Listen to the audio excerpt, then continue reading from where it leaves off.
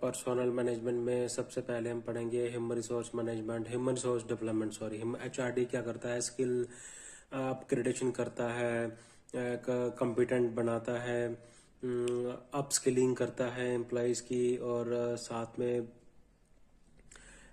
Ethical conduct, code of conduct को ensure करता है एम्प्लॉयज, सिविल सर्वेंट्स के बीच में। अब पर्सोनल मैनेजमेंट में आता है ट्रेनिंग। अब ट्रेनिंग में मेरिट बेस्ड ट्रेनिंग होती है, जैसे UPSCs हैं, स्टेट पब्लिक सर्विस कमीशंस हैं। दूसरा आता है lateral entry scheme. Lateral entry scheme में क्या करते हैं, जो प्राइवेट सेक्टर के जो एक्सपर्ट्स होते हैं, डोमेन एक्सपर्ट्स, उनको हायर किया जाता है ब्यूरोक्रेसी में। थर्ड होता है कंट्रेक्चुअल हायरिंग। कंट्रेक्चुअल हायरिंग में भी जो IT, for example IT related experts को हायर किया जाता है जब ई गवर्नेंस को इम्प्लीमेंट करना हो, तो रिक्रूटमेंट आ गया। उसके बाद ट्रेनिंग के लिए एक तो UPSC के लिए अलग अलग सिविल सर्वेंट्स के लिए ट्रेनिंग इंस्टीट्यूट्स हैं, जैसे LBS NAA, जो कि मसूरी में है, और पुलिस के लिए हैदराबाद में है, नेशनल पुलिस अकेडमी हैदराबाद में है, Sardar Patel national police academy Hyderabad में है, और Lal Bahadur Shastri national academy of administration जो है वो मसूरी में है। तो इनकी ट्रेनिंग होती है वहाँ पे। तो प्रैक्टिकल ट्रेनिंग पे फोकस होना चाहिए। थियोरेटिकल ट्रेनिंग जो है वो इतनी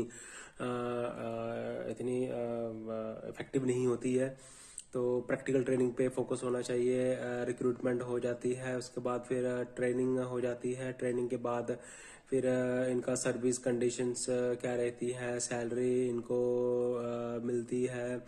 अब जैसे 7th पे कमीशन के अकॉर्डिंग सैलरी मिल रही है, 3rd पे कमीशन की रिकमेंडेशन अब आएगी, तो उसके बाद फिर सैलरी जो है वो एनहांसमेंट होएगी। ठीक है।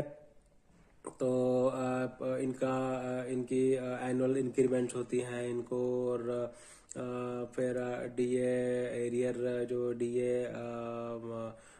इंक्रीज होता है टाइम टू टाइम, वो इनको मिलता है।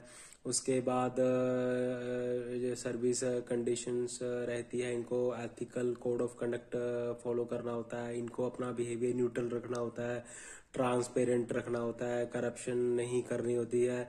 तो ये चीजें आती हैं सारी की सारी सर्विस कंडीशन में। ओके। देन उसके बाद प्रमोशन जो है, प्रमोशन को डिस्कस करते हैं इसके बाद।